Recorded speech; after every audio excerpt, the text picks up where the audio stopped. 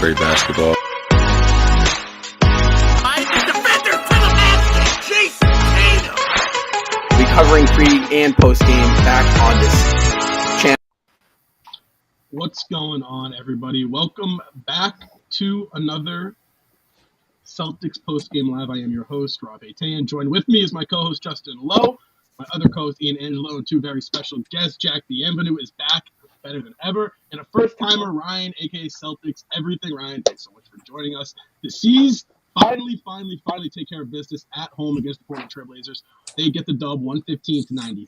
JT led all scorers Celtics scores 30 points, 7 rebounds, 2 assists for JT. Guys, C's finally snapped that 3-game losing streak. They're back at it against Atlanta on Saturday. They start out, I believe, what's a 4 or 5 game road trip. Atlanta is, Justin. You know the it's deal. Like 6 or 7, brother. Is it 6? Is it that long? Yeah, as long as hell. All right, Justin. You know the deal. Your thoughts, your takeaways. Rob, I told you this morning, bro. I understand the Celtics have been blowing leads. I get it. They're looking shaky, but this one, the Celtics knew they needed. They knew that, one, this was the last home game for a while until the end of the month. And then, 2, they knew if they dropped this 4th game in a row, especially in the fashion that they've been dropping their games in, that this was going to be a serious problem. They could play tough guy all they want. They could play the I'm not worried game all they want. But, I think you and I both know that there is indeed, some worrisome thoughts going into it. But I think this was a great win. I thought this was a wire-to-wire win, great home court win. You had a 24-point lead at one point, and you didn't let it really dwindle below, that 12-point mark. Like it was always double digits, and I think it was a really good win for the Celtics, a much-needed win for the Celtics. Definitely. And it's a good win because this is the first time in a while that it looks like the Celtics played a complete game from start to finish. Everyone was on tonight. I mean, Tatum was on one for the first 3 quarters. It looked like he couldn't miss no matter what he did. So that was good. And the Celtics did a really good job of limiting Damian Lillard tonight. Even though Dame finished with 27 points, it looked like he wasn't even out there tonight. Like, the Celtics played really, really good job on him. And that's pretty encouraging moving forward. So I'm pretty happy with the way the Celtics played tonight overall.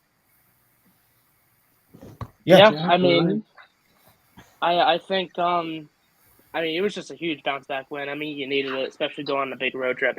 Big fan of the Celtics defense tonight. They killed it. They really bounced back. They needed just a big defensive game. Held the Blazers to 36% shooting, 28% from 3. I mean, can't ask much more than that. Held them under 95 with Damian Lillard. I mean, if you can hold a Damian Lillard team to under 100 points, I mean, that's a win for me. So, I think they just really bounced back in a lot of categories they're really struggling in. Yeah, I would say, I hope this provides some momentum going into this road trip. I just looked, it's a 6-game long road trip. And then they go on another one after that, a quick 2-game. They come home for 1 game and then go 2 more on the road, they 2 at home and then 2 on the road. But anyways, I really think that, this will provide some momentum for them. Like I said, Tatum it was a good game for him to get back into like a rhythm. Right. He struggling shooting from 3 and everything, and he had a really good game from 3. So hopefully his percentages from 3 start to peak back up. Yeah, that's really important. It's also like I think he just took more efficient shots tonight. I think that was the thing. Like Rob, we were talking about it like a lot about those 17 3-pointers against the New York Knicks the other night. Like, how many of those were forced? Like, go back and look at the film. Like, a lot of those were forced attempts. A lot of those were, feeling in rhythm yet just chucking it up. We didn't really see a lot of that tonight. We saw a couple shots here and there, but I mean, for the most part, I thought Tatum was aggressive. And when he wasn't aggressive, I thought he was really smart in the shots that he took. He shot at a high clip. I think it was 11 of 17. So that's really important for Jason Tatum and the Celtics in general. Definitely. Yeah, it was like you guys said it best. It was a must-win game for the C's. They're at home. They dropped 3 really, really ugly games back to back to back. All 3 games in which they probably should have won. You'd figure maybe that Cleveland loss was an exception due to the injuries and on the road. that is a game you look at and you kind of shake your head a little bit, but it was a much needed game. I thought we played pretty well. I thought there were times where we got a little dry offensively. I think we snapped out of it pretty well. I loved the defense. I think you guys nailed that. I think defensively, we looked a lot more active. I do think Portland just missed some shots. I think Portland got some good looks, and they're just not a very good basketball team at the end of the day. They don't really have too much. I think our defense on Lillard, he got 6 quick points right out of the gate, and after that, he would kind of went cold. So I will credit Boston there. I do think Smart looks something's off with Smart. He doesn't look 100%. Kind of still shaking up time to time. He's playing sloppy D. He's fouling. He's settling for threes, which I think is the telltale sign that his ankle isn't really 100% there yet. So I do think Marcus Smart is something we should circle and monitor his performance, because I don't think he wants to be taking these shots. I think his health is restricting him to settling for these shots right now. Is anybody else's Yeah. Instagram down? I know this is really off Yeah. Yeah, Instagram's down right now. All right, good. I didn't know if it was just me. All right, continue, Ian. I'm sorry. Yeah, I was gonna say. Marcus. I don't know. Maybe he's still trying to bounce back from the injury, and he's still trying to find his role again. It looked like his ankle was bothering him earlier in this game, because it looks like he fell down and he got up and he was starting to limp a little bit. So I don't know. Maybe he's still trying to just find his way back from the injury, just trying to play through it. We hope that Marcus Smart gets back again. He only took 4 shots tonight, and he was 3 of 4 and 2 of 2 from 3, which is a drastic improvement from last game. So what's up? He ended up with 10 points, but he only had 1 assist and 1 turnover, and he only played 21 minutes. How much did he play tonight? Was he 21 minutes? 21. Yeah, that makes sense. Well, that's what I said that before. We got in, we press record. The other night, Tatum and Brown, Brown and Smart played heavy minutes in that back-to-back, a double overtime game, and then, get in Cleveland 4 in the morning and then have to play another overtime game with a heavy load of minutes. You kind of figured that this was going to happen and see how the rotation is. No Peyton Pritchard. This would have been a golden opportunity for Peyton Pritchard. But I believe he injured his heel on that game-winning play, on that game-winning drive. So, I thought you kind of knew the minutes would be off, but I think Brogdon ended up playing almost 10 more minutes than Jaylen Brown tonight, or 5 or 6 more minutes than Jaylen Brown tonight. He did play more. Yeah, he did. Yeah, and Brogdon was 2 for 13. Yep. Yeah, he Played was 3 more minutes. Very unlike Brogdon. Yeah, It was a weird night for Malcolm tonight. Hauser started hot and then went cold. And then I still think other than the shooting, I think Brogdon played a pretty solid game. Other than just his shooting, he got 9 boards. What more can you ask from a guard? right.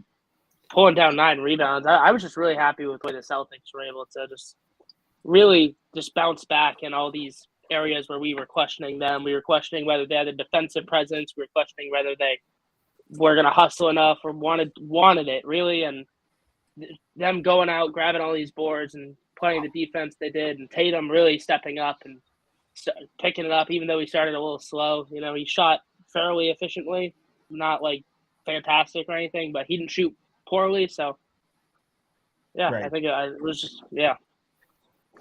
I think this road trip will be a really good indicator on where this team's going. I agree. Because you got Atlanta, right? They're a tough matchup. Despite their record, they're going to play you well. Atlanta really always plays Boston well, historically speaking. Probably, I think the past 10 years we've played the Hawks. They've always given us trouble, especially when we're going to their place. Hawks will be a tough matchup. Then you got to play the Timberwolves back at their place on the road. They'll give you some trouble. I think Utah going into Utah will give you some trouble. And then you got Sacramento on the road. You got these 10 o'clock, 9 o'clock games, this West Coast road trip. So, I think this is the big test for the Celtics. Tonight was a great win. However, I do think the bad has outweighed the good post All-Star break. despite this win. sure. And this win was nice because I can go to bed tonight and I don't have to be pissed off, and it's reassuring. It makes you feel good. It's a feel good type of win. But I do think this road trip is now the opportunity for the Celtics to jump on it and really get back into the flow of things. Because, I mean, what do you say? 16 road trip? Yeah, we really do need 5-1. Yeah. 5-1 is like to get back for that 1 seed push. The Bucks are not losing many more games. You got to get to 1 game, at least below 1 game against Milwaukee for that March 30th matchup. You have to be at least 1 game back. Yeah, and you figure if you don't win this game, you know, that creates a lot of problems when you like that and a lot of distractions, like going on a 7-game road trip, 6-game road trip, hitting the West Coast against some tough, gritty teams. Like it should be wins in your book. But, you know, if you go in on that road trip on a 4-game losing streak, blowing 15-point leads all 4 games in a row, and then dropping especially 3 of the last 4 games on your home court, like that doesn't give you a lot of confidence going into a road trip this long and facing the teams like this capacity. So definitely a huge reassuring win for the Celtics. But Atlanta, and Atlanta's always, like you said, Rob, they've always played the Celtics tough, especially in Atlanta. The only good thing is we have Gallinari on our team right now. Because Gallo dropped 50 on us every day. Light us up. like it was just. That's the only reason why we Denver. signed Gallo was so Buckets that. on Denver too. Yeah. No, that's the only reason why we signed Gallo was because he would always destroy us, and any other time we played him. So Yeah, but yeah, it's gonna be big against Atlanta. Yeah, like Rob said, it was a feel-good win tonight. Yeah, and I think, I mean, I'm just looking at their schedule right now, but. And I think this Milwaukee game is just, I mean, to win that game, I'm just looking a little bit ahead into the future.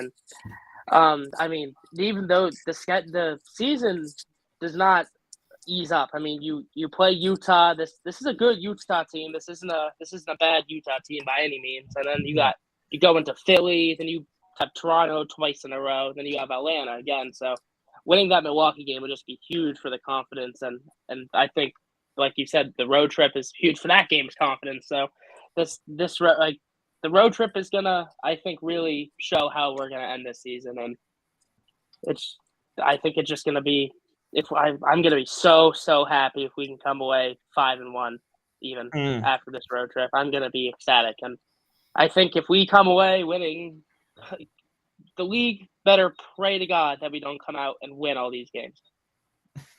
Like. The league better pray, man. Well, it kind of sucks because we were talking about this. We've been talking about this on the podcast, on the post-game shows all year. It's like, oh my God, the Celtics will have a 10-game stretch to end the year where they can kind of relax and they can play Tatum 27 minutes and play Brown 26 minutes entering the playoffs. And then a combination of Milwaukee Bucks getting hot, incredibly hot at the right time, and the Celtics cooling down at the wrong time has essentially forced us to a point where there's a chance that we're playing Jason Tatum 35, 36 minutes right up until the postseason again. Right, Ryan? Right, yeah. Tatum, you know, we're trying to get his minute count down, and we don't really want that for the playoffs. You know, we need him to be fresh for the playoffs so he doesn't burn out, because we're gonna be in the postseason a long time. You know, that's we got to expect at least an Eastern Conference Finals to Finals run here for this team. So he needs to be healthy and fresh and ready to go. So I think, you know, limiting everyone's minutes per se over the next couple months is really important. But when you're in the race for the 1 seed, it's difficult to choose the option, especially when you have so many scrappy teams now that'll take that 7 or 8 seed. You don't even know who you play until a couple days before the series even starts now. There's not that extra preparation because of the play-in. So I think, you know, it's difficult to limit minutes per se since we're in a race, but I think it's something we have to do. Yeah, and I think and I'm not.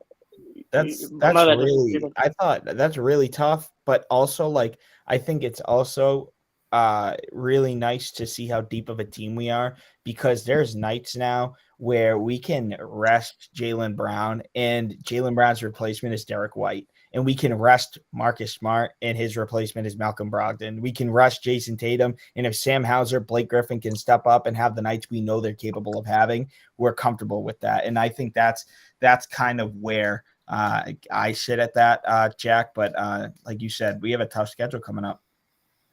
I mean, I think at the end of the day, if it comes down to it at the end of the season, and we got the 2 seed, I mean, we're a couple of games back. I mean, I think I sit Tatum. I don't think I'm going to gas him out. I mean, you look at seeding. I mean, last year, the Warriors were the 3 seed.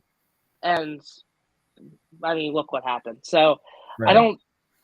I'm going to take health and rest, I think, over seeding, just because I think the only reason we lost last year is I really think we just burnt out. I mean, you could tell we were just tired. I mean, Tatum, the tank emptied, and I think having him just fully ready to go into the playoffs is just so important. Definitely. Yeah, well, I think it's like – I'm sorry. You go, Ian. You go. My fault. Nah, you're good. I was going to say I agreed with the rest thing because rest is huge going into the playoffs. I mean, we know Jason Tatum plays every single game. He's played like every single game, every minute since he's been in the league. You know, you want them as healthy as possible. And that also means health for Rob and Al, too, because those two are going to be the biggest X factors when it comes down to the playoffs. Because those guys are going to be the guys that the Celtics are going to rely on.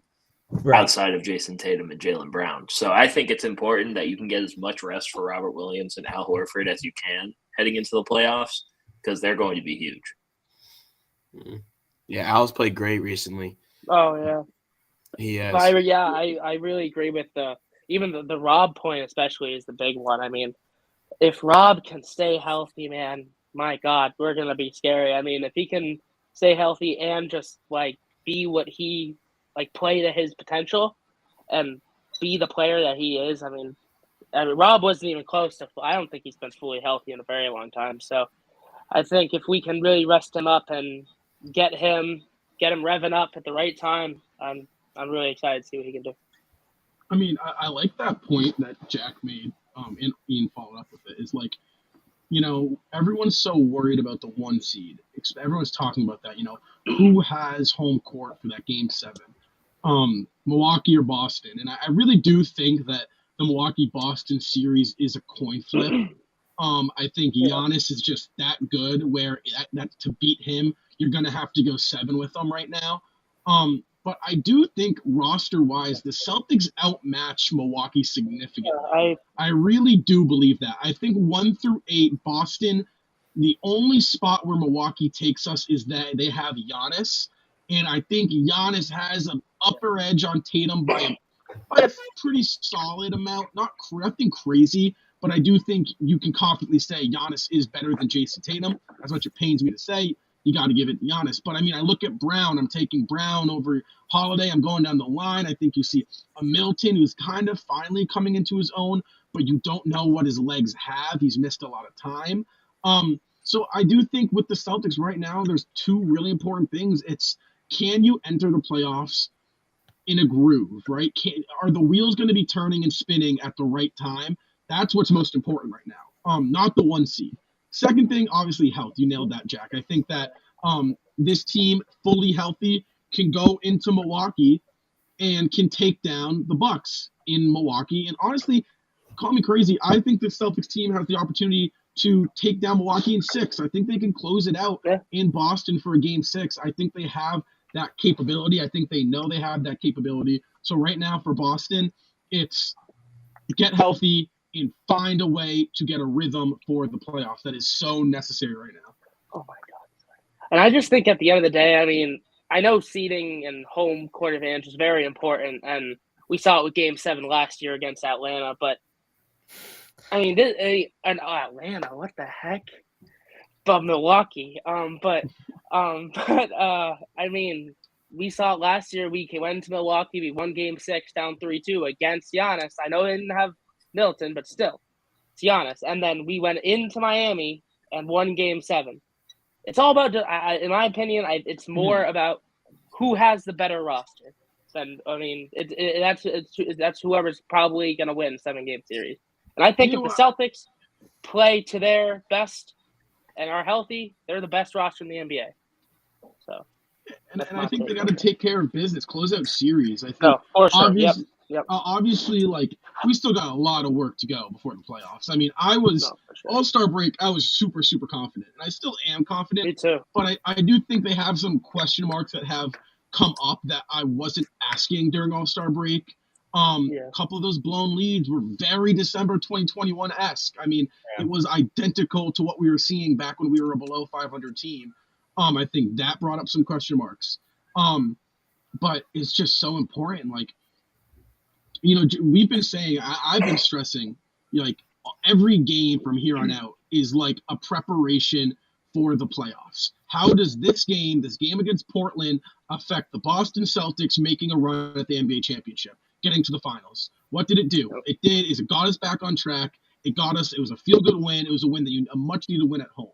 That's a positive. So these games are going to be looked at now. And I've said this before. It's like, okay, great.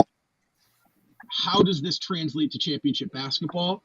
And I really think, like I said, you got to hit a win streak because Milwaukee's hot right now. I think if Milwaukee and the Celtics played right tomorrow, best of 7, I hate to say it, but I think Milwaukee takes us right now. Like this second.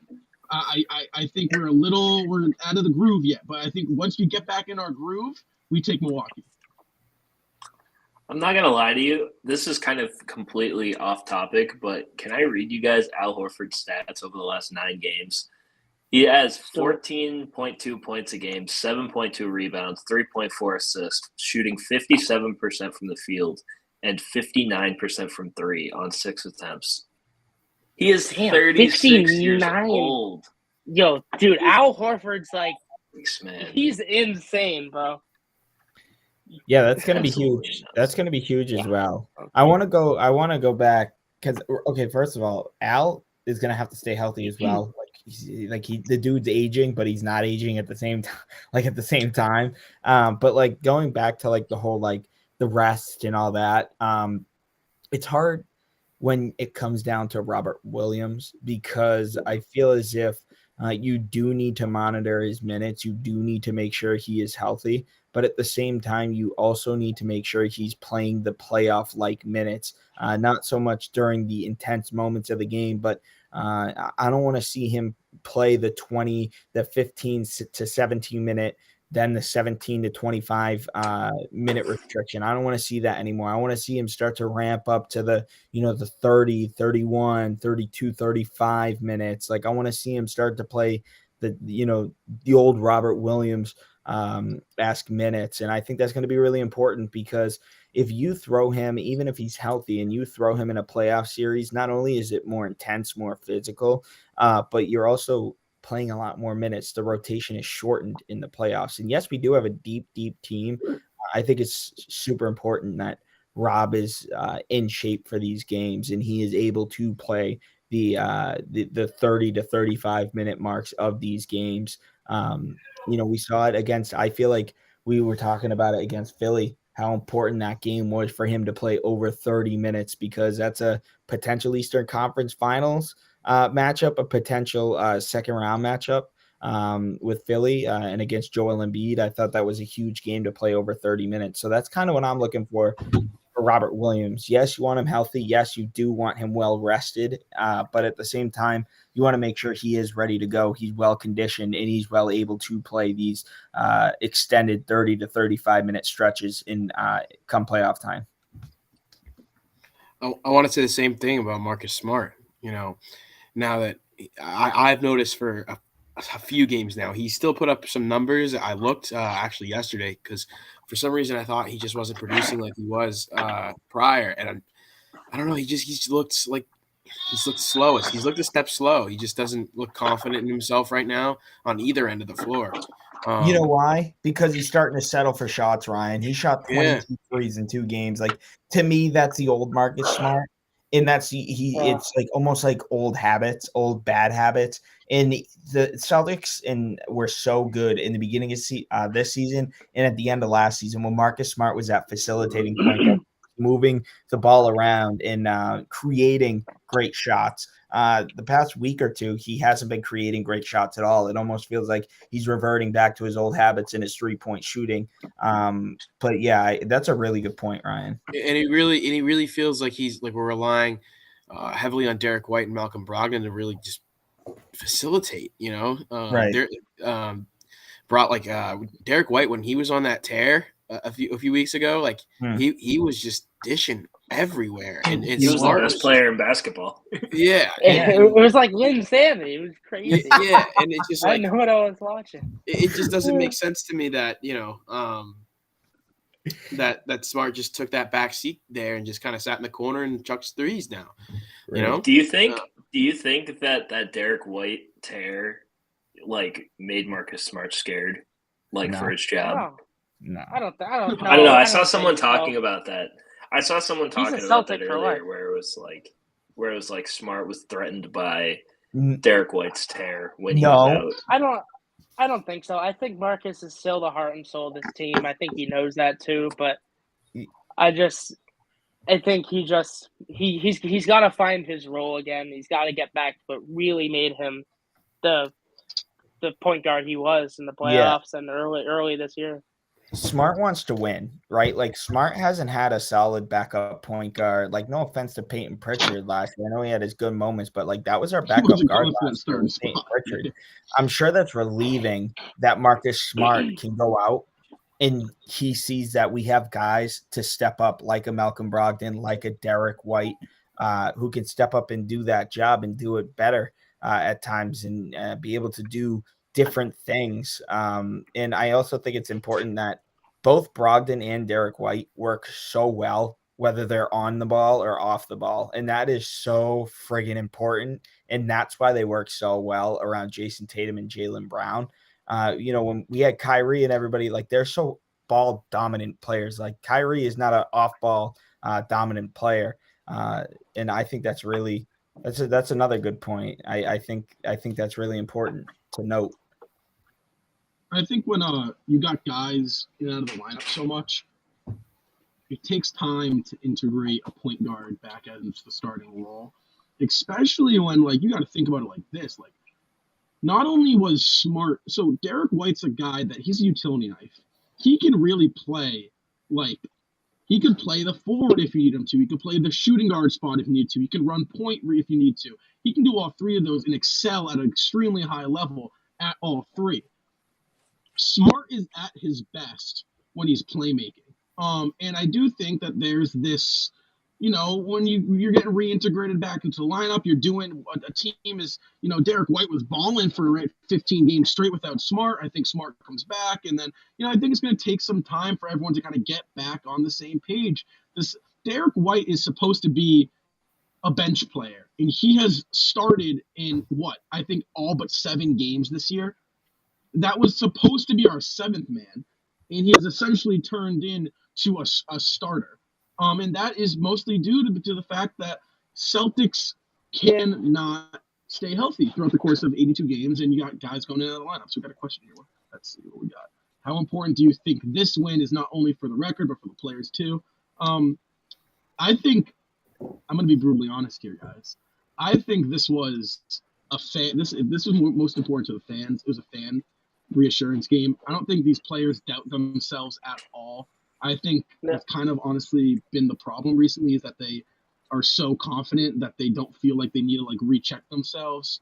But I think they needed this one. Malcolm said it in the interview. I'm sure they're happy about this. You got to grab this one at home before you go off onto the road for the fans. It was important for sure. But the players are confident. These guys know what they got to do to get it done, and this game was the first step. I think this was like a deep breath win for the Celtics. All chips are off the table. We've had a little rough patch. We got a great dominant win at home. We kept the lead, and it's just kind of like a breath of relief and a breath of fresh air. And, this, like we mentioned earlier in the show, this is a tough road trip. This is easily a road trip. The Celtics can go 5-1 or 6-0, or very much so 2-4 or 2 and whatever it is. This is a big time road trip coming up. So to come out, execute well, get the win in front of the home crowd before going on the road for the next 2 to 3 weeks. That's going to be really important. Remember, Jason Tatum said, around the All-Star break, he spent 2 weeks away from home. He was just like, I just want to get in my own bed. And I feel like that's kind of what the Celtics are about to feel like. These next 2 to 3 weeks, they're just going to want to be in their own bed. But this was a kind of weather the storm type of win. I think that's a good way to put it. Just weather the storm, Jack.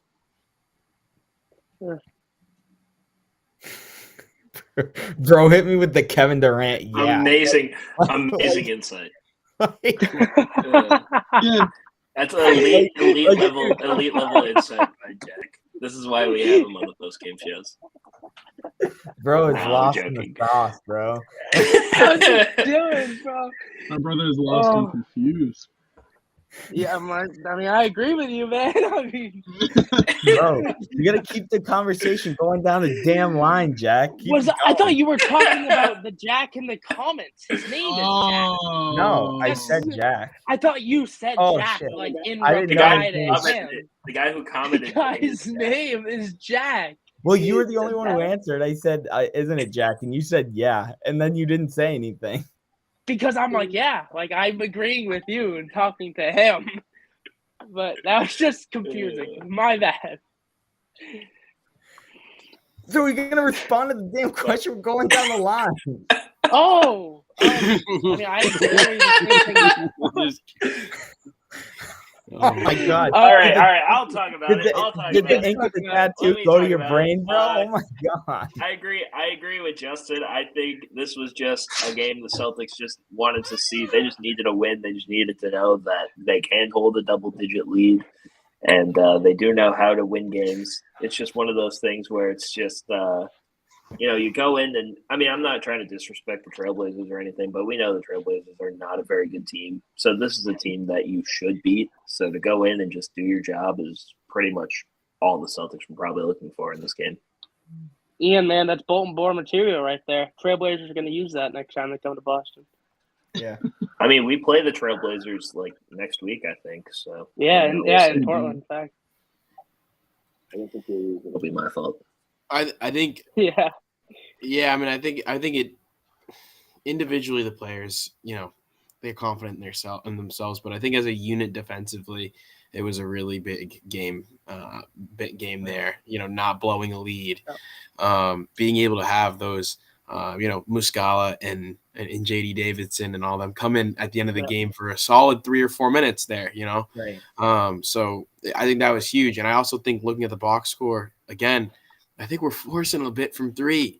We almost put up 53s again. That is top 20 range all time in terms of games and just 3-pointers taken, So, but it could have been a lot worse if, Brogdon makes 5 or 6 shots and Brown has more than 11 points. That could have been a 30 or 40 point game, That's what I said to Rob in the first half. We missed a lot of great looks.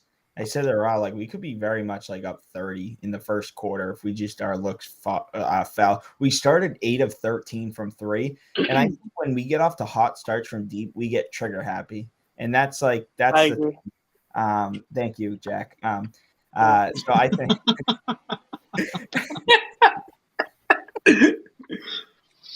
So, can I finish my thought so you could just say nothing? You could just say yeah. I'm gonna say something, Justin. But seriously, the Celtics the other night. How many threes did we shoot tonight, Ryan? 50? 49. 49. Okay, that's still too high. That's still too high. Dude, Yeah, you should have we shot 63s the other night. Rob would what did we shoot percentage-wise, Ryan? I was 18 for 49, so 36.7%. Okay. Right, that's not terrible. Okay, But- compared to what we've been shooting, that's not bad. it's We did not. shoot- But yeah, I know it's not. We did shoot 48% from the field, though. There's these isolation threes we take that I think if you eliminate, I love when we're shooting, when we're setting off-ball screens and looking for Sam Hauser to knock down the shot. I love those threes, and I love the threes that come from the paint. But I cannot stand the top of the key. Tatum swings it over, and Brogdon or Smart or Brown, and then just fires a three. It's that just isn't. if you do that in the playoffs, you will get sent home, I think, if you consistently do that. So I really do think you have to get to the paint first, get to the free throw line. Once those free throws go in, you can shoot threes, but in rhythm. I think we Celtics take so many out of rhythm threes. Yeah. What did I say? Jack, what do you think of the Celtics? Yeah, Jack, what do you think? You said nothing. Justin's on. All right. Yeah, I mean, I agree with all. I mean, I think the players don't really care. I mean, I agree with that point. I think for them just not to blow a lead must have been nice. I can imagine. Like, I don't know. I'm just saying, man. Dude, we moved on from that topic. All right. Talking about the threes. Oh well, I hadn't addressed it yet, so I was You're addressing it first. Oh my god. An all-time showing from Jack. Jack is out of it. That's too All right, funny. but yeah, I mean, I'll go with the threes then. I mean, yeah, I don't. Well, you gotta I mean, finish your this is- thought on. You gotta let Jack in the comments know what you think. I feel like. Yeah, 20 minutes He's later. probably dying to hear my opinion. Yeah, I pretty much agree with everything that's been said already. No, you know what? Go to the They threes. probably. Just talk about the threes. Talk about the threes. Scott. All right, but are you sure? Am I going to the threes? No, I'm just. All right, You all right. talk about what But you yeah, wanna I talk mean, about.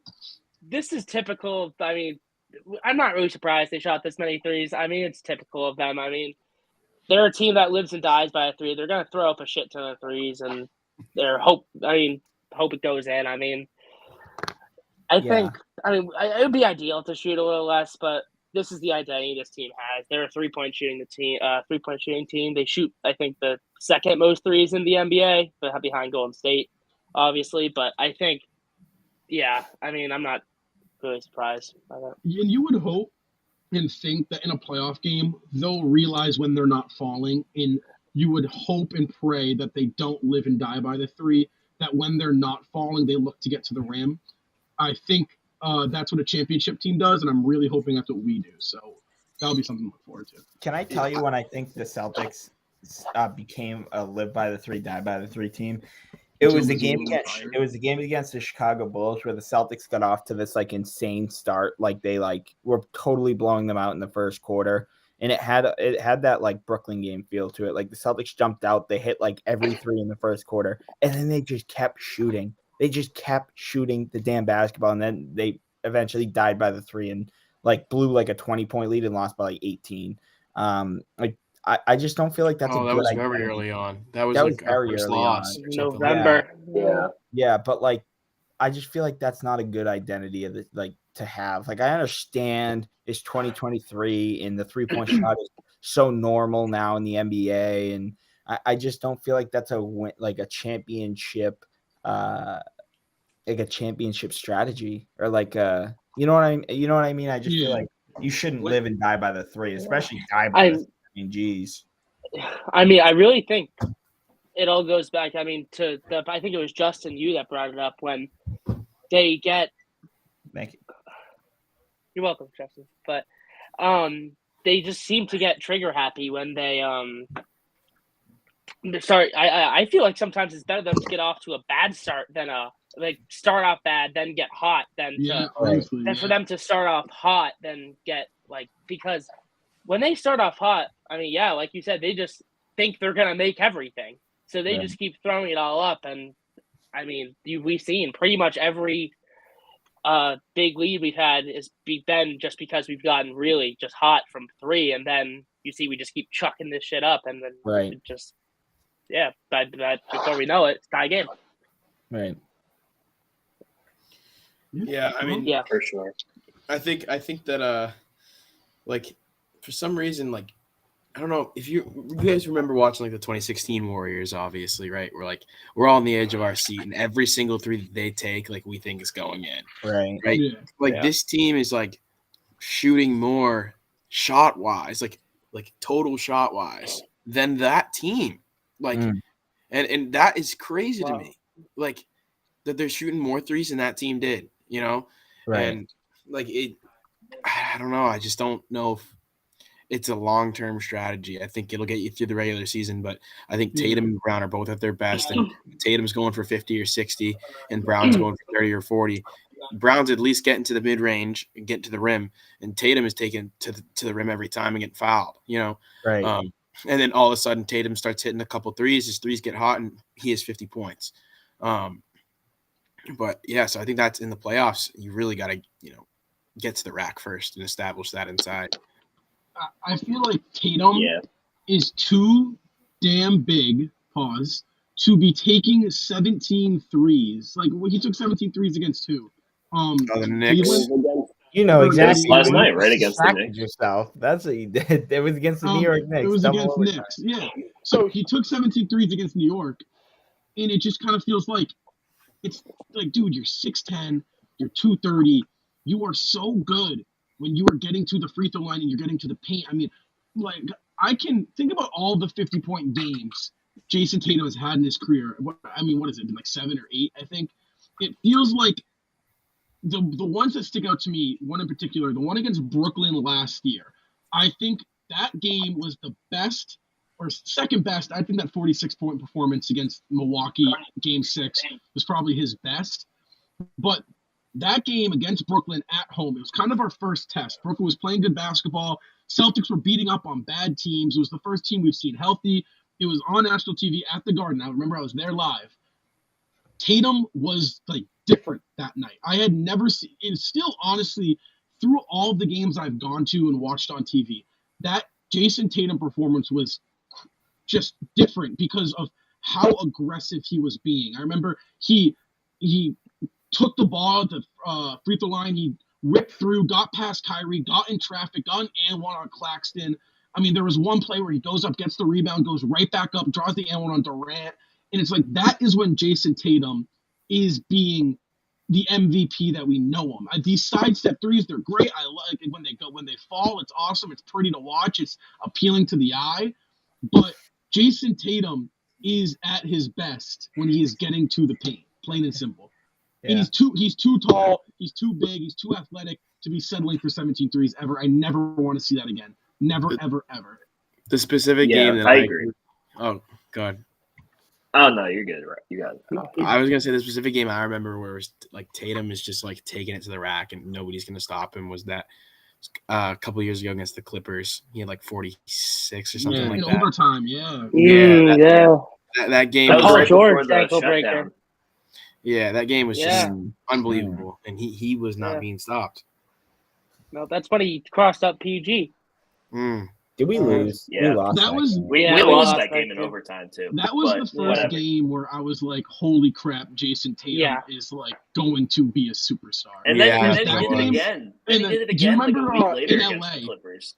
I think another one was in LA against the Lakers. Yeah, it was like another overtime game. We lost that game too. I thought we beat the Clippers.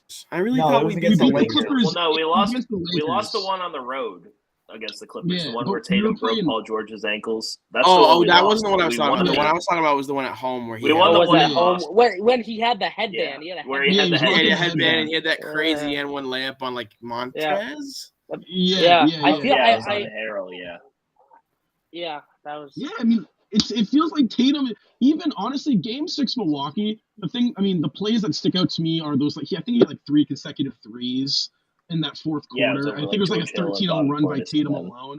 But the play that I remember was the and one where he goes up and he like dunks it, but like grazes the rim and puts it in, gets the foul, gets the and one. He's chirping the fans. It's like, those are the plays. That's like the Jason Tatum that we really, really need.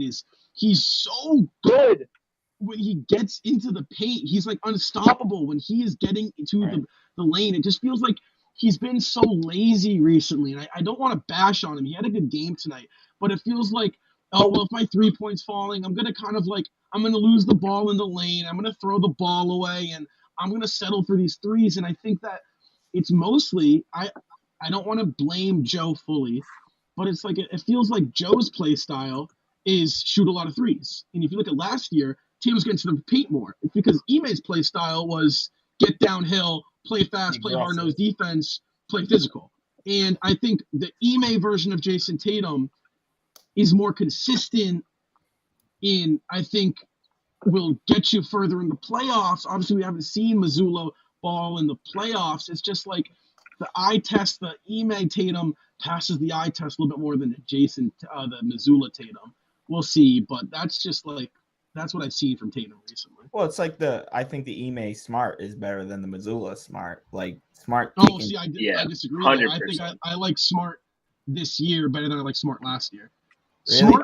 Smart from January. No. As of late, though, we're seeing the Joe Missoula post Smart. injury. Yeah, post injury. But I mean, pre-injury, you guys forget Smart was putting up like 10 assists nightly all-star with like numbers. one All-star. turnover. Yeah.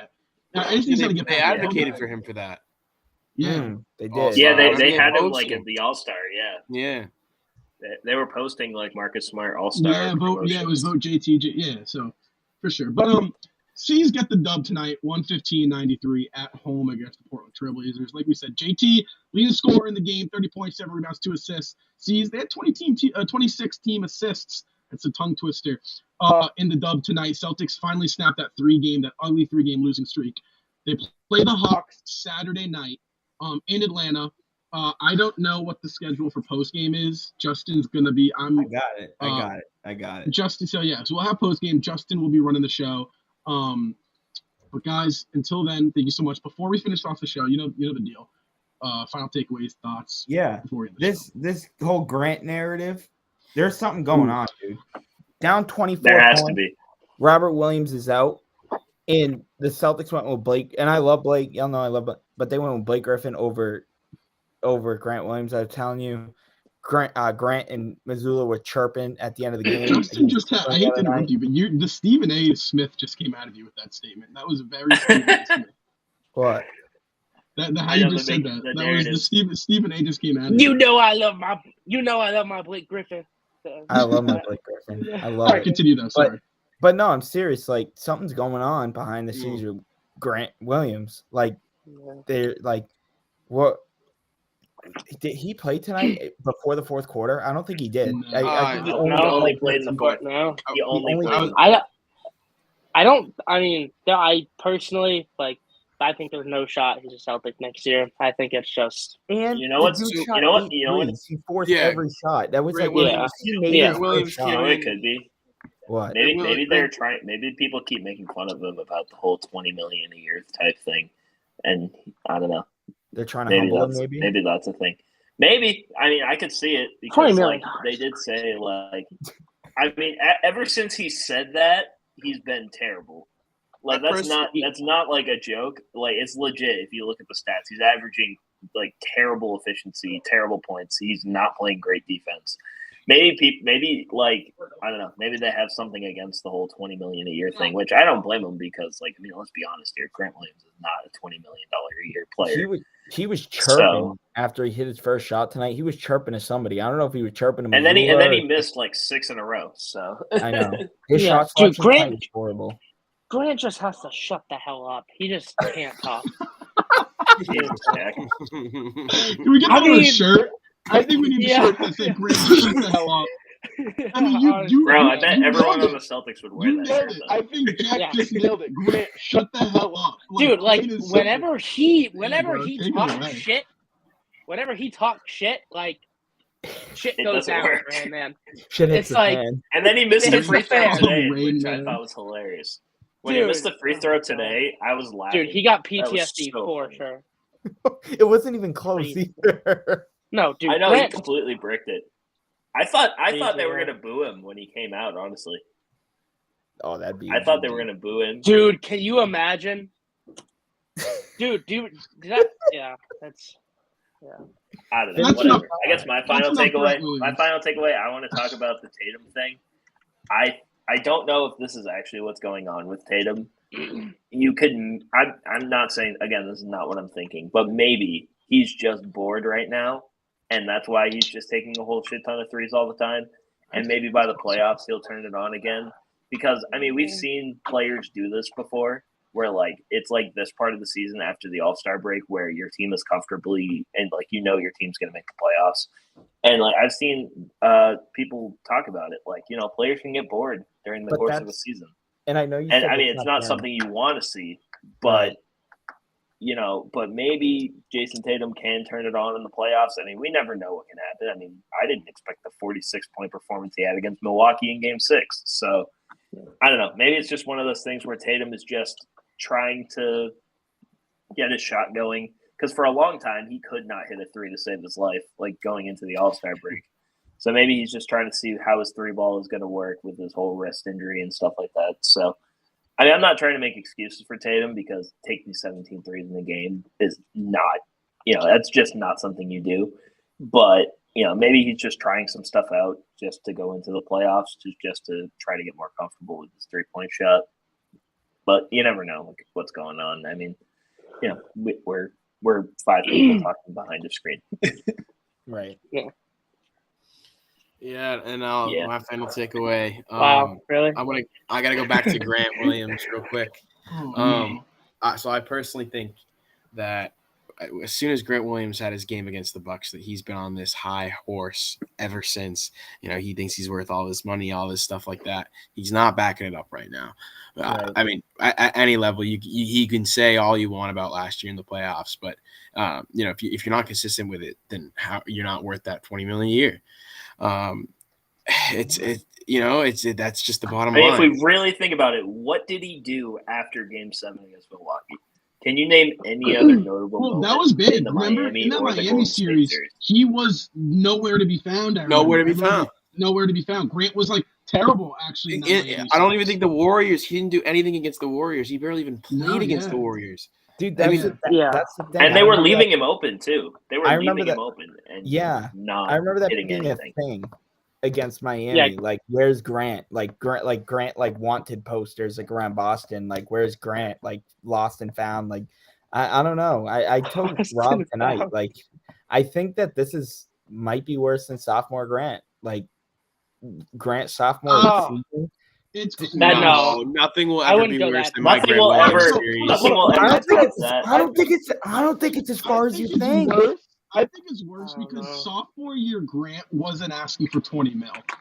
Yeah, So that's like, a good the point. context of that contract is just like, I'm so fed up with Grant Williams right now because we've seen him really good and we've seen him really bad, and now he's asking for 20 mil. But sophomore year Grant was like worse. Like, he was terrible performance-wise. I'm not gonna lie though. My favorite meme that came out of it was when they compared him to Semi Ojeleye, and they said, "What's the difference?" And the only difference is one is asking for $20 million.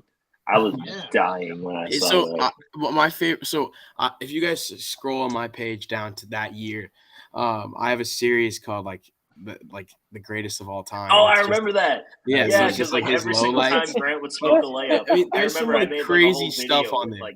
with, every missed shot Grant Dude, Williams. so there'd be like some crazy stuff on there though. Like if you go he saw Rudy Gobert in the vicinity and just airballed by 7 feet, and then there was one play where he had just got back and the announcers are like, oh, hey, Grant's working hard in practice, happy to be back in the rotation. He's bringing the ball up the court while they're talking, and they're like, well, let's see what he does here, and he comes down, gets in the post, one-on-one, spins to the basket, airballs the layup. I remember that. It was unbelievable.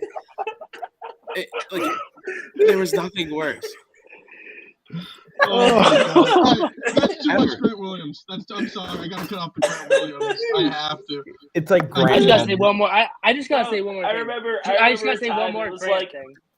I remember one more thing about the Grant thing. I can't remember who they were playing, but he someone got fouled on the play and Grant had the ball and he went up for a floater and the floater just was 10 feet away from the basket and it was hilarious. Yeah, he got fouled on his spin, I think, and then he just missed. Missed the rim.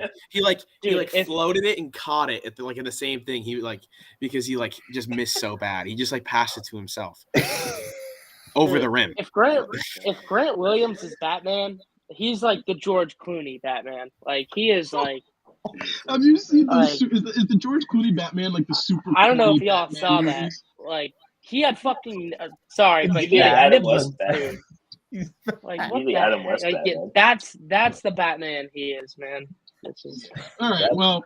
Oh my God! Like I said, C's take down the Blazers 115-93. Thank you guys so much for tuning in. We appreciate all the support you've been giving us. Grant. Catch us live after the final buzzer on Saturday, March 11th against the Atlanta Hawks. Oh, here it is. Oh my God! That's